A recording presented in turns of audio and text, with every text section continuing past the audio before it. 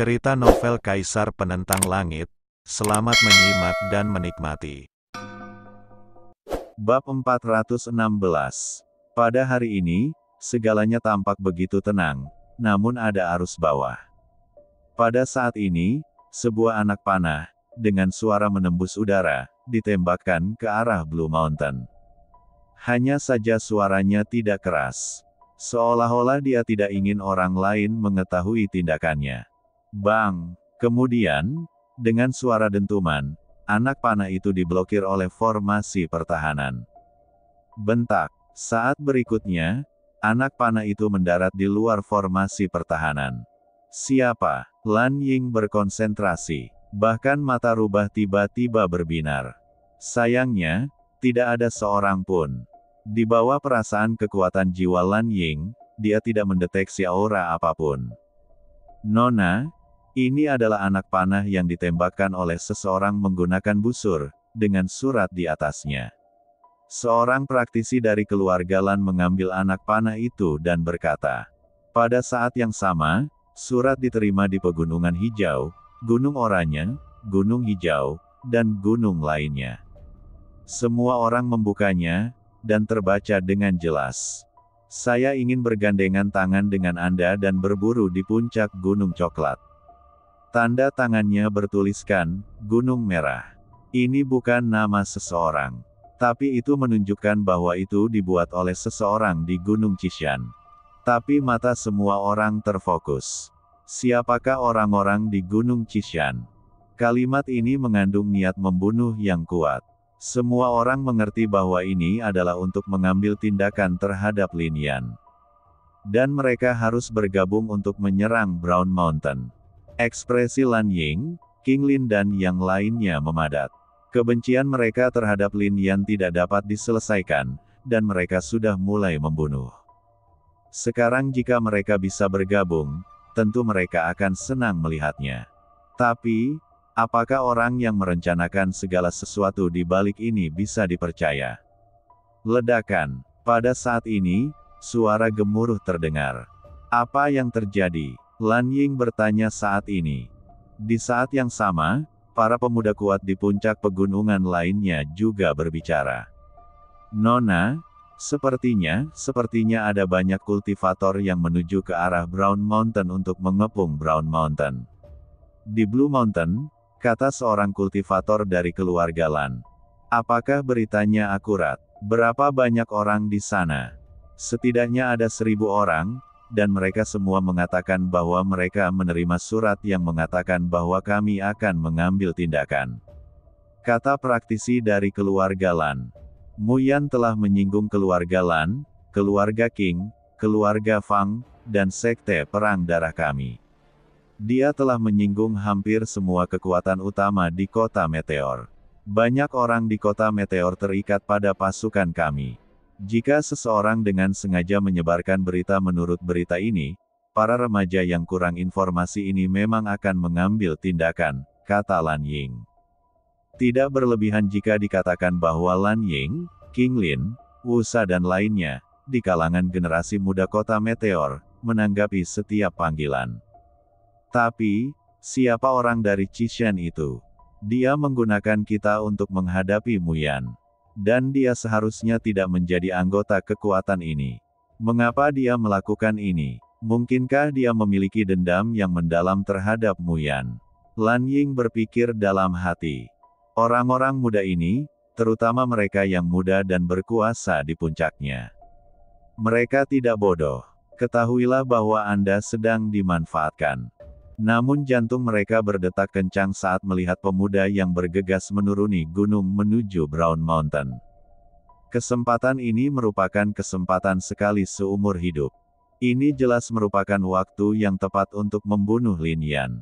Jika dia tidak mengambil tindakan sekarang dan Lin Yan melarikan diri, maka konsekuensinya tidak akan ada habisnya. Seorang jenius, dan seorang jenius yang telah mencapai setengah langkah Saint Realm, benar-benar menakutkan. Bawa orang-orang, pergi ke Brown Mountain. Akhirnya, Lan Ying membuat keputusan. Jika di lain waktu, lupakan sejenak. Sekarang harta karun di Blue Mountain telah direbut olehnya, dan semua energi spiritual yang terkondensasi di sini telah diserap oleh dia dan praktisi keluarga Lan. Tidak ada gunanya lagi tinggal di Blue Mountain ini. Apalagi situasi orang-orang di pegunungan lain sebagian besar serupa, bukan? Orang ini benar-benar tahu bagaimana memilih momen yang tepat. Lan Ying menjadi semakin penasaran dengan orang dari Qishan. Suara mendesing. Saat ini, orang-orang di puncak gunung lainnya juga meninggalkan gunungnya masing-masing dan menuju ke arah pegunungan berwarna coklat. Di atas gunung coklat, Lin Yan menatap potongan besi coklat dengan ekspresi fokus. Besi suci. Lin Yan diam-diam berkata, dia hanya menemukan harta karun ini dalam 1 hari di Brown Mountain. Ini adalah hal yang ilahi. Digunakan untuk menempa artefak. Belakangan, Lin Yan juga memasukkannya ke dalam Wuji Suanyu. Memanggil. Namun pada saat ini, bayangan merah menyala melompati. Hal yang paling menakjubkan adalah ia jatuh tanpa suara. Ini lebih seperti tidak ada nafas. Saat dia mengalihkan pandangannya, dia menemukan ada tanda di dahinya. Rune inilah yang menutupi auranya. Jadi ia terbang ke puncak gunung tanpa ketahuan. Jika Hua Yunxing dan yang lainnya melihatnya, mereka akan tahu bahwa binatang spiritual ini adalah binatang spiritual yang sama yang menarik kereta mereka sebelumnya. Lin Yan membawanya dari ibu kota ke Kekaisaran Yuntun. Apakah ada berita? Lin Yan sudah menyadari suasana yang tidak biasa, jadi dia menatap binatang spiritual itu dan bertanya. Mengaum, makhluk roh itu meraung. Y1A plus Zeng S Ban. Dan 2 pola binatang di dahi Lin Yan juga memancarkan cahaya terang. Lalu Lin Yan mengangguk. Siapa orang dari Qishan? Benar saja, seseorang ingin menyakitiku. Mulut Lin Yan dia bergumam dengan keraguan dan niat membunuh yang kuat. Lin Yan tidak takut pada para pembudidaya yang tiba-tiba berkumpul di kaki gunung. Mereka hanyalah sekelompok semut. Bahkan yang disebut Lan Ying, King Lin dan lainnya tidak terpengaruh oleh Lin Yan. Yan melihatnya di matanya. Namun sejak pertempuran di ibu kota kekaisaran, Lin Yan merasa bahwa seseorang di sekitarnya sepertinya diam-diam mencoba mengambil tindakan terhadapnya. Lin Yan sangat ingin tahu tentang orang di Qishan. Siapa yang bisa lolos dari pandangan Lin Yan? Dia mampu melihat melalui niat membunuh, tapi dia tidak terlalu kuat, tapi dia sangat licik keratiba. Lin Yan bertanya, biarkan mereka pergi ke Zishan dan melindungi Zilin dan yang lainnya. Dia tidak akan pernah melakukannya. Ambil tindakan, apalagi turun gunung. Selanjutnya, yang disebut Tianxi takut dilahirkan. Anda dapat mendengarkan perintah saya kapan saja. Orang-orang di Qishan adalah orang-orang yang ingin membunuhnya. Atau, merekalah yang ingin membunuhnya tidak peduli apa. Lin Yan jelas tidak berniat melepaskannya. Adalah praktisi di seluruh gunung, makhluk roh ini masih memiliki kepercayaan diri. Kecepatannya terlalu cepat, dan tidak ada yang bisa hentikan itu, bahkan lebih sulit lagi bagi seseorang untuk menemukannya juga. Apakah itu seseorang dari keluarga Fang? Saat ini, banyak orang muncul, dan mereka semua menunggu. Orang-orang dari Qishan muncul. Namun hingga saat ini, orang-orang dari Qishan belum muncul. Mereka tertipu. Meskipun mereka mengetahuinya, King Lin dan yang lainnya masih marah. Apa yang harus saya lakukan sekarang? Bunuh. Setelah mendengar ini, Lan Ying segera berteriak. Boom! Ledakan. Suara menderu mengguncang seluruh hutan. Tanah bergetar. Tindakan ribuan petani sangat mencengangkan. Terutama para pemuda kuat seperti Lan Ying dan King Lin yang memimpin, dan bahkan auman binatang semi suci sangat mengejutkan semua orang. Banyak pembudidaya bahkan lebih kental, dengan sedikit keterkejutan. Mu Yan, dia telah menimbulkan begitu banyak kemarahan, dia sudah mati. Bang bang bang. Akhirnya, Lan Ying dan yang lainnya sampai di puncak gunung. Yang mengejutkan mereka adalah tidak ada seorang pun di sini. Ini bukanlah pegunungan yang luas. Ini bahkan bukan puncak gunung yang luas. Puncak gunung ini sebesar alun-alun keluarga, sehingga Anda bisa melihat semuanya dengan jelas dalam sekejap. Tidak mungkin menyembunyikan seseorang. Tapi bagaimana dengan Lin Yan? Nafasnya hilang. Orang hidup menghilang tanpa alasan yang jelas. Lihat, dia melompat turun dari batang pohon. Saat itu, seseorang berkata, "Kejar!" teriak King Lin. Ekspresi mereka berubah drastis, seolah-olah mereka telah ditipu. Sosok Lin Yan seperti hantu, dia justru melompat turun dari batang pohon yang menembus gunung, bahkan menginjak mayat orang-orang dari Sekte Perang Darah, langsung turun gunung. Wow, orang-orang ini juga melonjak seperti air pasang. Kepercayaan diri mereka meningkat 2 kali lipat kali ini. Tidak ada lagi rasa takut. Lin Yan lolos. Hal ini membuat mereka mengerti bahwa pemuda itu tidak terkalahkan. Ledakan. Ribuan pembudidaya menuju puncak gunung lagi. Merasakan sosok di belakangnya, Lin Yan sedikit mengernyit. Dia tidak punya niat untuk pergi. Tapi saat makhluk roh itu pergi, dia menghancurkan token gioknya. Ada aksi di Gunung Qishan. Orang-orang dari Qishan sebenarnya ingin pergi. Bagaimana Lin Yan bisa membiarkan konspirasinya berhasil? Saat ini, sosok Lin Yan seperti cahaya dan listrik. Setelah meninggalkan Brown Mountain, dia menuju ke Qishan. Setelah perjalanan seperti itu, Lin Yan akhirnya sampai di kaki Qishan. Pria di gunung itu mengenakan pakaian hitam dan jubah. Dia hanya menunjukkan sepasang mata dan kebetulan melihat Lin Yan. "Siapa kamu?" Lin Yan bertanya sambil menatap orang ini. "Bunuh orangmu." Pria ini akhirnya berbicara. Tapi yang mengejutkan Lin Yan adalah dia ternyata seorang wanita. Dan suara ini tidak memiliki penyamaran apapun. Itu suara seorang gadis. "Aku mengenalmu." Lin Yan menatap gadis itu dan bertanya. Gadis itu tidak menjawab, tapi Lin Yan bahkan lebih terkejut. Lin Yan belum pernah mendengar suara ini sebelumnya, dan ini juga pertama kalinya Lin Yan merasakan nafas di tubuhnya. Namun, gadis ini menatap Lin Yan dengan ekspresi rumit. Tapi kemudian dia menjadi bertekad. Niat membunuh juga dipadatkan, seperti pedang.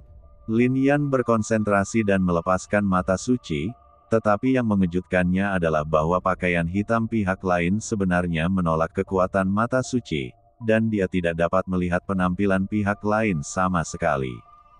Siapa ini? Lin Yan yakin bahwa dia bukanlah orang yang ingin membunuhnya di halaman pedang hari itu.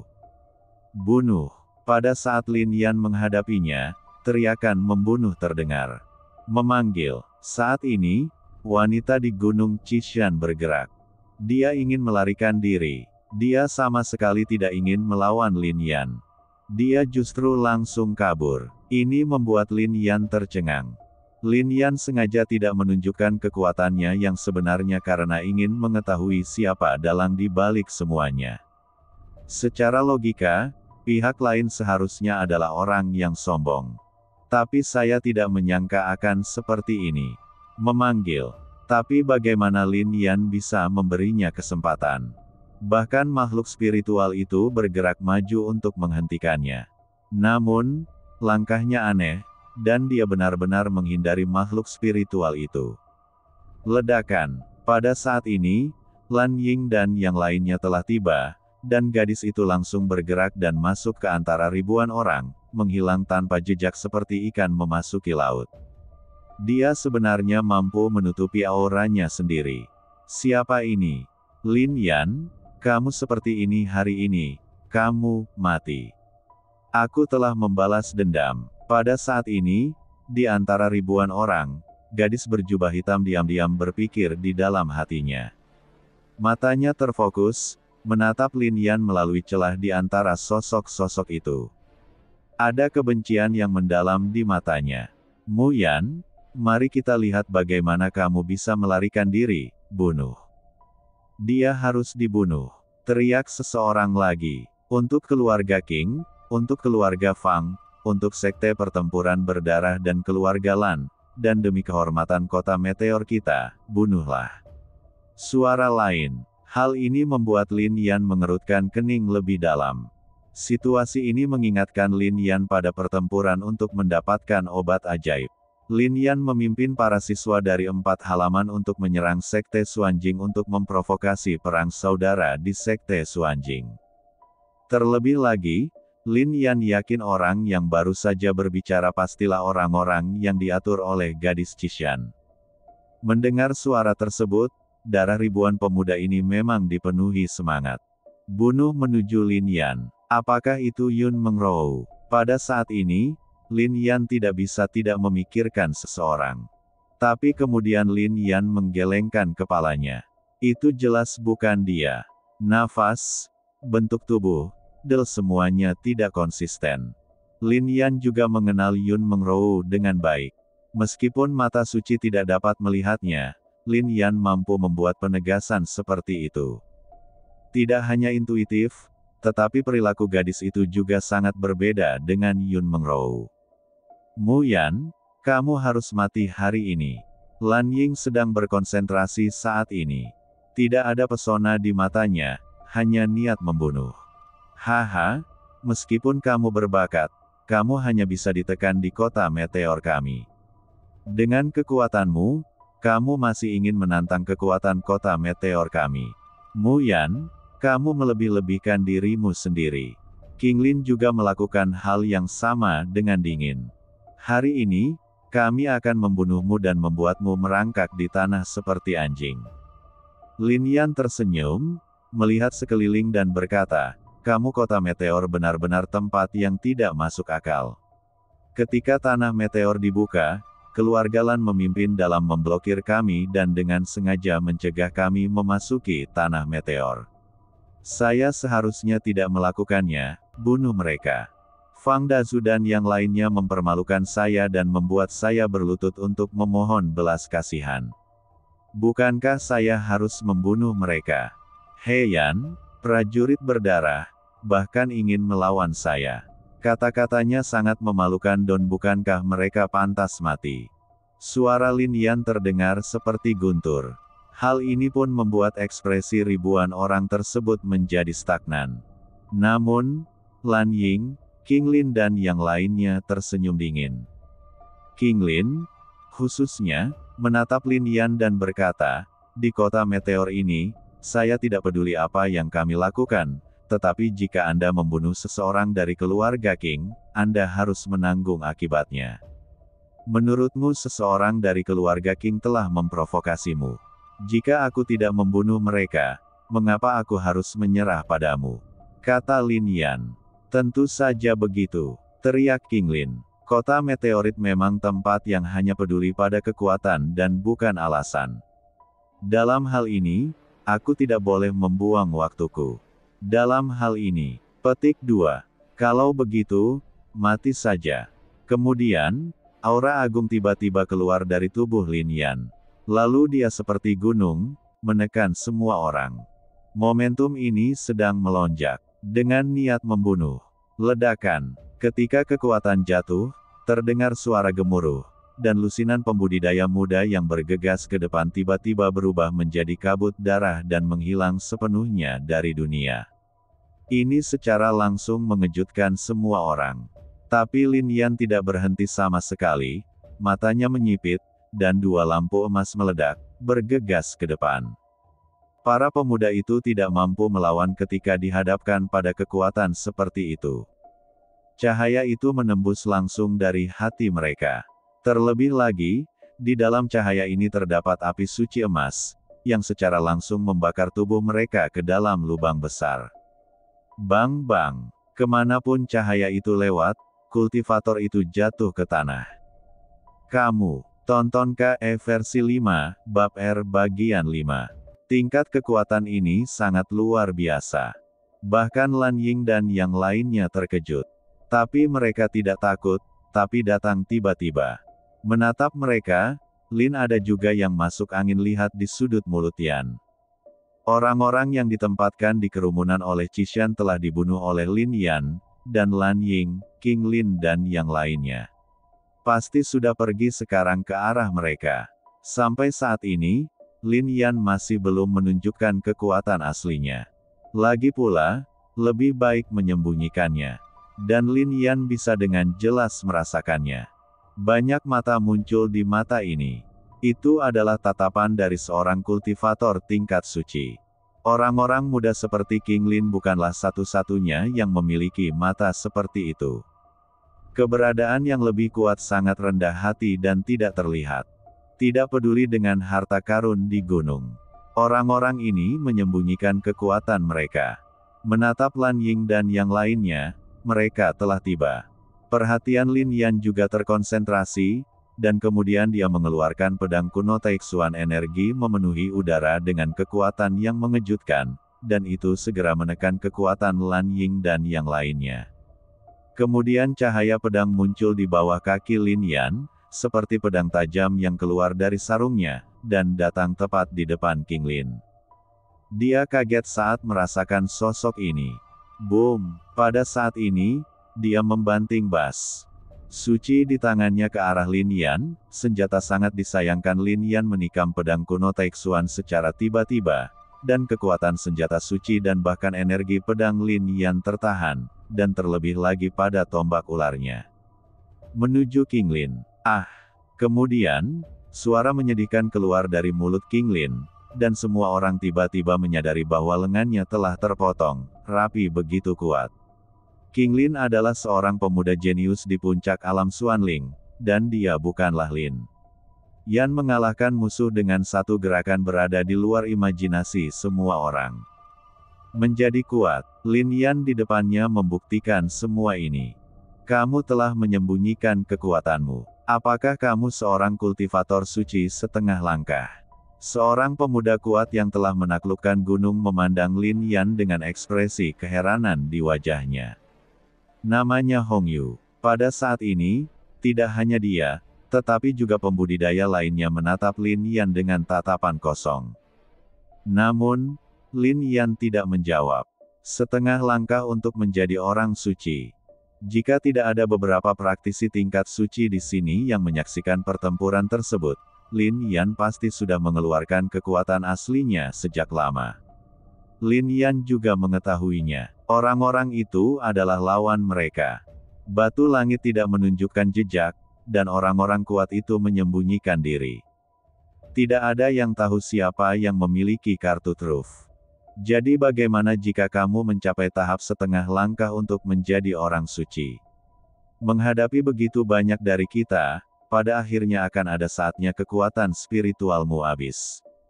Kemudian binatang suci setengah langkah di sampingnya tiba-tiba meraung. Mata rubah menjadi aneh. Di tubuhnya, ada gelombang kekuatan jiwa, menuju Lin Yan. Hal ini membuat banyak orang takjub. Jiwa binatang pada dasarnya lemah. Ini adalah pertama kalinya mereka melihat binatang seperti rubah ini, yang tidak hanya memiliki jiwa yang kuat, tetapi juga dapat meledakkan kekuatan jiwa yang kuat. Kekuatan jiwa semacam ini seperti banjir yang datang. Momentumnya seperti gelombang besar. Lan Ying percaya bahwa di bawah tingkat kekuatan jiwa ini, Lin Yan pasti akan terlihat kusam dan bingung. Pada saat itu, adalah waktu terbaik untuk membunuh Lin Yan. Berdengung. Akhirnya, kekuatan jiwa beriak pada Lin Yan. Saat ini, tubuh Lin Yan sedikit gemetar. Kemudian matanya menjadi sedikit putih dan dia memutar matanya.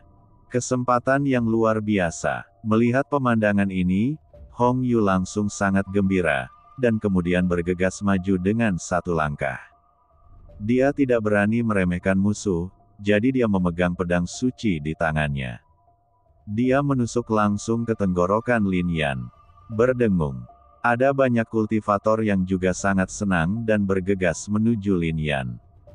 Panggilan. Pada saat ini, rubah juga menghela nafas lega, dan nafasnya menjadi lebih lemah. Jelas, bahkan itu sedikit habis setelah kekuatan jiwa tersebut dilepaskan. Mati. Akhirnya, pedang suci Hong Yu hendak jatuh, dan senyuman di bibirnya menjadi semakin kuat. Lan Ying dan yang lainnya juga memasang ekspresi sarkastik. Apa menurutmu rubah kecil itu bisa membuatku kehilangan akal sehat? Aku hanya bekerja sama denganmu. Cahaya ini sangat kuat, dan itu sangat cepat. Hal ini membuat Hong Yu tidak bisa mengelak sama sekali, dan bahkan kurang bisa bereaksi tepat waktu. Cek, seberkas cahaya jatuh di bahunya dan langsung membombardir bahunya. Sinar cahaya lain menerpa kepalanya. Kepalanya meledak dalam sekejap, dan darah jatuh ke tanah. Pemandangan seperti itu sungguh tak terlupakan. Kamu, Lan Ying terkejut, tapi dia tahu kekuatan jiwa rubah yang menakutkan di depannya. Tapi Lin Yan sepertinya baik-baik saja. Sepertinya kamu tidak dapat menggunakan kekuatan lain. Lin Yan berbicara saat ini, sebenarnya mengambil inisiatif untuk mengambil tindakan. Ekspresi itu membuat orang merasa Lin Yan merasa serangan mereka membosankan dan ingin mengambil tindakan sendiri. Ini, jelas merupakan penghinaan yang mendalam bagi mereka. Tapi menghadapi pria yang kuat, tapi mereka sangat tidak berdaya. Mereka tidak pernah berpikir bahwa seorang kultivator alam transformasi setengah langkah bisa sekuat ini. Begitu banyak praktisi yang tidak mampu melawan. Dibandingkan dengan ini, Lan Ying dan yang lainnya pucat jika dibandingkan. Saya khawatir hanya Wu Sa yang bisa bersaing dengan mereka, bukan? Ledakan. Lin Yan seperti seekor harimau yang memasuki kawanan domba, membunuh mereka sesuka hati. Tidak ada yang mengharapkan hal ini. Lin Yan sangat kuat. Dari ribuan petani, 3 hingga 400 kini telah terbunuh. Bahkan Lan Ying dan yang lainnya terluka. Ledakan. Tetapi pada saat ini, suara gemuruh tiba-tiba terdengar, dan kemudian cahaya 7 warna melesat ke langit. Sekarang, juga berada di bawah kegelapan malam. Cahaya itu sangat menyilaukan. Semua orang terkejut. Para pembudidaya lain yang menonton juga memusatkan perhatian mereka pada cahaya 7 warna. Tianxi, ini nafas Tianxi. Petik 2. Kemudian, sosok semua orang tiba-tiba bergerak dan menuju lebih dalam. Pada saat ini, Lin Yan terlalu malas untuk mengambil tindakan terhadap orang-orang ini dan menuju ke sana. Pada saat yang sama, dia melihat ke arah makhluk spiritual di samping dan berkata, "Beritahu keras suci skala emas dan harimau pedang suci untuk melindungi Zilin secara diam-diam. Kamu tidak perlu mengikutiku." Makhluk roh itu meraung, dan sosok merah menyala itu bergerak menuju Zishan. Aduh, semakin jauh Anda melangkah, segalanya menjadi semakin aneh. Cahaya warna-warni menghilang dan dunia menjadi kabur. Kalau begitu, cahaya bulan itu, lihat. Saat ini, seseorang berkata. Semua orang segera melihat ke atas. Ada bulan terang yang tergantung di langit, tapi bulan ini sebenarnya berwarna merah darah. Bulan berdarah. Hal ini membuat banyak orang merasa tidak yakin. Bahkan sedikit berbulu. Tanda pagar 4i mereka semua remaja dan belum pernah melihat pemandangan seperti itu sebelumnya. Apa-apaan ini? Mengapa bulan seperti ini malam ini? Cepat, lihat, awannya juga berwarna merah, dan kabut di atas kita juga berwarna merah. Saat itu tiba-tiba terdengar suara seperti tetesan air hujan yang jatuh. Bahkan menimpa banyak orang. Saat semua orang melihatnya, ekspresi mereka tiba-tiba berubah. Tampak pucat. Ini, darah. Hujan darah, ini. Petik 2. Puluhan ribu pembudidaya berkumpul di sini, dengan ketakutan di mata mereka. Tercatat dalam buku-buku kuno bahwa di negeri meteorit, akan terjadi perubahan besar dalam 10.000 tahun. Periode 10.000 tahun telah tiba, hal yang mengejutkan akan terjadi. Banyak orang berkata, namun, mereka tidak mundur, melainkan masuk lebih dalam.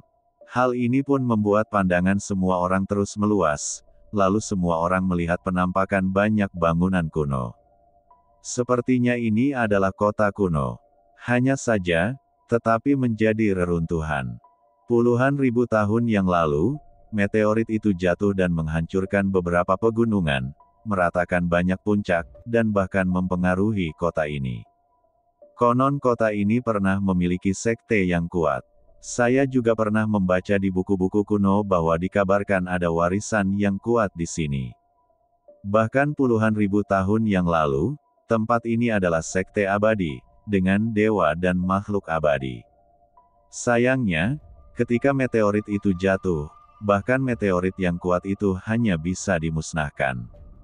Banyak orang berbicara, mereka semua berasal dari kekuatan yang luar biasa. Mereka telah membaca buku-buku kuno dan mengetahui sejarah. Ini juga membuat banyak orang bersinar. Jika ini benar, apakah sekte abadi ini masih meninggalkan harta karun? Lagi pula, jauh di dalam tanah meteor, hanya dibuka setiap 10.000 tahun sekali, jika dihitung-hitung, baru dibuka beberapa kali. Dikatakan bahwa masih banyak harta karun yang tersisa di reruntuhan sekte abadi ini. Jika salah satunya ditemukan, itu akan cukup untuk mengejutkan semua orang. Dan dilihat dari cahayanya, batu langit seharusnya ada di reruntuhan ini. Kata banyak orang. Memanggil. Sebelum semua orang selesai berbicara, banyak orang telah memasuki reruntuhan. Meski tinggal reruntuhan, namun banyak bangunan yang masih ada. Dan ada banyak aula kuno. Di bawah tatapan Lin Yan, ada formasi besar di bawah tanah di sini. Jika bukan karena formasi ini, kekuatan meteorit pasti mampu menyamakan segalanya. Lagi pula, tempat jatuhnya meteorit itu terlalu menakutkan. Meski terdapat puluhan ribu pembudidaya di sini, saat memasuki reruntuhan, mereka tampak sekecil ikan yang memasuki laut. Sekte ini terlalu besar, dan hingga saat ini, masih ada aura kuno yang terpancar dari bekas sekte ini, menunjukkan betapa mulianya sekte ini dulunya. Puluhan ribu tahun yang lalu, ada sekte seperti itu di sini. Tampaknya 100.000 tahun yang lalu, daerah ini mungkin benar-benar memiliki warisan yang sangat besar. Lin Yan berpikir dalam hati. Dia tidak bisa tidak memikirkan kata-kata yang ditinggalkan Tao Wuxu di pagoda spiritual. Hanya saja tidak ada yang mengetahui sejarah 100.000 tahun yang lalu. Ribuan tahun lalu, Lin Yan tidak pernah menginjakan kaki di tempat ini. Jadi aku tidak tahu apa-apa tentang tempat ini. Ledakan. Saat ini, sebuah suara juga datang dari reruntuhan. Ah!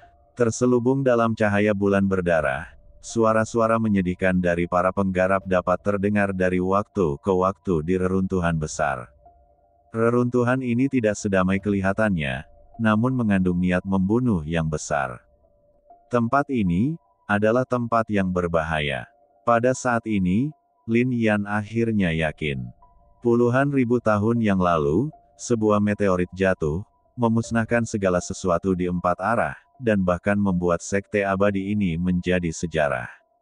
Saya tidak tahu berapa banyak pembudidaya di alam pembantaian abadi dan alam penyeberangan dewa yang terbunuh penggarap di alam suci transformasi lebih banyak mati bar. Darah dari begitu banyak petani tumpah ke tanah, tentu saja membuat tempat itu penuh dengan darah dan niat membunuh. Belakangan, banyak orang memasukinya dan saling membunuh demi harta karun itu. Ada lebih banyak tulang dan darah. Energi di sini menjadi semakin ganas. Permusuhan semakin kuat. Lupakan pinggiran Meteor Land, Anda bisa masuk ke sana kapan saja. Dan di sini hanya dibuka sekali dalam 10.000 tahun, yang membuat tempat ini tersegel dalam suasana kuno. Sayang sekali tempat jahat ini baru saja dibangun. Lin Yan berpikir dalam hati. Jika masih ada 100.000 tahun, atau ratusan ribu tahun lagi, bahkan mungkin orang kuat di alam pembunuhan abadi tidak akan berani masuk ke tempat ini. Tapi sekarang, di sini, tidak terlalu tirani. Apakah ini juga alasan mengapa praktisi berusia di atas 20 tahun dilarang memasuki tempat berbahaya ini? Begitu dia memikirkan hal ini, mulut Lin Yan juga menunjukkan sedikit kesungguhan. Dia sudah menebak di benaknya. Tianxi seharusnya adalah makhluk dengan pikiran yang sangat kuat. Itu dengan sengaja menyebarkan cahaya, memungkinkan banyak orang mendapatkan harta karun darinya, menciptakan serangkaian rumor jauh di dalam tanah meteorit. Kemudian tarik lebih banyak orang berkuasa untuk memasuki tempat ini. Setelah itu, dia menggunakan energi langit dan bumi di sini untuk membunuh orang-orang ini. Bagaimanapun, betapapun berbahayanya tempat itu hanya satu area. Ia sudah mati. Jika tidak ada yang mengendalikannya, bagaimana ia bisa dengan sengaja memblokir praktisi yang berusia di atas 20 tahun? Tentu saja, semua ini hanya dugaan Lin Yan. Tapi sejak Lin Yan melihat bunga jiwa mayat, Lin Yan merasa semuanya tidak sesederhana itu. Pada saat ini, suara menyedihkan lainnya terdengar beberapa mil jauhnya dari Lin Yan. Mata suci Lin Yan akan terbuka. Tiba-tiba, dia menyadari bahwa pria itu telah berubah menjadi bola kabut darah. Darahnya tidak jatuh ke tanah, melainkan perlahan melayang ke udara. Mata suci Lin Yan memadat, dan dia melihat darah dari segala arah berkumpul di udara. Apalagi darah ini mengandung esensi vitalitas dan kekuatan spiritual para penggarap muda perkotaan. Adegan ini sangat aneh. Terlebih lagi, praktisi biasa tidak dapat melihatnya sama sekali. Awan berdarah itu lahir karena ini, kan? Tapi mata Lin Yan juga menjadi lebih dalam karena ini. Sayangnya, aura di dalam reruntuhan itu terlalu misterius untuk dirasakan oleh Lin Yan. Memanggil, dan saat ini, beberapa sosok muncul. Mu Yan menatap Lin Yan, Zilin dan yang lainnya sedikit terkejut. Sekarang, cara mereka memandang Lin Yan jelas sedikit berbeda. Mereka juga tahu apa yang dilakukan Lin Yan. Jika kita membicarakan hal ini, siapakah yang menjadi top boy? Zhen Yin dan Hua Fu juga melihat ke arah Lin Yan. Samar-samar, Lin Yan menjadi pusat perhatian semua orang. Pergi ke sana, Lin Yan menunjuk ke suatu arah. Di bawah mata suci, aura dan niat membunuh di sana tidak begitu kuat. Dan tidak ada energi darah sekuat itu di langit di atas sana. Ini seperti tanah suci di antara reruntuhan. Oke, semua orang segera mengangguk. Lin Yan menanggung beban terberat dan menuju ke area itu. Di dalam reruntuhan, kekuatan misterius meledak dari waktu ke waktu, dan sejumlah orang meninggal. Tapi memang ada harta karun di sini. Banyak orang telah memperoleh pil ajaib dan ramuan, bahkan ada yang menemukan artefak. Banyak juga orang yang telah menerima warisan sakti. Untuk sesaat, pancaran cahaya pun menyambar ke atas. Aura itu juga memenuhi udara, mengejutkan orang. Hal ini juga menyebabkan banyak orang berebut harta karun, dan tidak ada yang tahu berapa banyak orang yang terbunuh. Mengaum. Pada saat ini, ada lebih banyak lagi makhluk spiritual yang mengaum, menunjukkan kinerja yang luar biasa. Bahkan ada sebuah keluarga yang datang dengan binatang suci dan memulai pertarungan sengit. Lin Yan, Zilin dan yang lainnya telah tiba di area yang disebutkan Lin Yan. Di sini sangat damai. Tidak ada niat membunuh dan tidak ada aura berdarah. Ini halaman yang luas, tapi penuh debu. Tempat-tempat lain kurang lebih hancur. Mengapa tempat ini tidak dimusnahkan? Zilin menghela nafas sambil melihat ke halaman. Ini juga mengejutkan Lin Yan. Puluhan ribu tahun yang lalu, Sekte Abadi kehilangan kejayaannya akibat pengaruh meteorit yang jatuh. Dalam perjalanan ke sini, mereka bahkan melihat aula besar Sekte Abadi, yang penuh dengan rune dan hukum serta formasi yang kuat, tetapi aula tersebut masih dalam keadaan bobrok. Hampir semua praktisi ada di sana. Saya pikir ada harta karun di aula itu. Pertempuran di sana juga merupakan yang paling brutal. Darah meluap dari aula, tapi di sini, rasanya seperti dunia yang jauh dari dunia ini. Tidak ada apapun selain debu. Ketika mereka memasuki halaman, semua yang ada di dalamnya segera terungkap. Ini adalah, menatap platform batu kuno di dalamnya, Zilin menjadi pucat karena terkejut. Bahkan Hua Fu, Zhen Yin dan lainnya pun terkejut. Ini bukan halaman. Ini seperti tempat pengorbanan kuno. Adapun Lin Yan, matanya tiba-tiba memadat. Tanda pada platform batu tampak begitu familiar. Selama pertempuran untuk obat ajaib, Lin Yan memasuki Deat Wastelen dan melihat segunung tulang yang dibentuk oleh mayat yang tak terhitung jumlahnya. Ada platform pengorbanan di atas gunung mayat. Rune itu sangat mirip dengan platform batu di depanku. Terlebih lagi, platform batu tersebut memiliki kesan kuno. Ini sama sekali bukan barang yang berumur puluhan ribu tahun. Platform batu semacam ini harus berusia lebih dari 100.000 tahun. Ini memang aula pengorbanan, tapi saya tidak tahu siapa yang dikorbankan. Ada catatan di buku kuno bahwa sekte abadi ini dihancurkan oleh meteorit 50.000 tahun yang lalu. Sampai hari ini, hanya ada sedikit catatan tentang sekte ini. Sungguh luar biasa. Tahukah Anda mengapa sekte abadi seperti itu membangun aula pengorbanan seperti itu? Kata Zhen Yin. Lihat, aneh sekali di sini. Sekte abadi ini sepertinya sedang memuja seorang gadis kecil. Pada saat ini, suara Hua Fu terdengar. Dia tidak sabar dan sudah memasuki ruang pengorbanan utama. Memanggil. Mendengar ini, sosok Lin Yan tiba-tiba bergerak. Ini adalah aula pengorbanan kuno dengan berbagai patung di dalamnya. Dan di bawah patung itu, ada tablet yang sesuai. Sekte Abadi Tianyu, Patriark Tianyu. Nama seperti itu dengan jelas tertulis di salah satu tablet. Hal ini tidak mengherankan. Sangatlah normal bagi sekte abadi untuk memuja leluhurnya. Apa yang membuat Zilin dan yang lainnya menatap adalah bahwa patung pendiri sekte abadi Tianyu sangat kecil, dan dia benar-benar berlutut di depan patung besar di tengahnya. Patung besar ini juga memiliki sebuah tablet. Namun, tidak ada nama sama sekali pada tablet ini. Tidak ada yang tahu siapa patung besar ini. Tapi patung ini sangat hidup, seperti manusia sungguhan. Patung ini bergambar seorang gadis kecil, seperti boneka porselen. Mendesis. Menatap patung ini, Lin Yan tiba-tiba menghirup udara dingin. Apakah dia, gadis kecil ini sebenarnya adalah orang yang terbaring di peti mati di atas tumpukan tulang? Sampai saat ini, Lin Yan masih mengingat semua itu.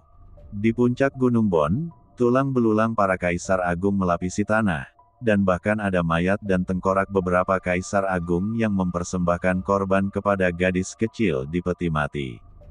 Sekarang, di aula pengorbanan, Lin Yan melihat gadis kecil itu lagi. Namun, ini hanyalah sebuah patung. Siapa dia? Mengapa ada aula ini? Apa yang disembah? Meteorit itu jatuh dan menghancurkan segala sesuatu di sekte abadi. Mengapa aula pengorbanan berdiri dengan bangga tanpa satupun celah di dinding? Semakin dia memikirkannya, Lin Yan semakin terkejut. Ini jelas merupakan rahasia dari 100.000 tahun yang lalu. Sekte abadi Tianyu ini mungkin memiliki asal-usul yang luar biasa, bukan? Saudaraku, sepertinya aku pernah melihatmu sebelumnya. Apakah kamu di sini untuk bermain denganku? Suara itu sangat familiar bagi Lin Yan. Itu adalah gadis kecil yang berbicara.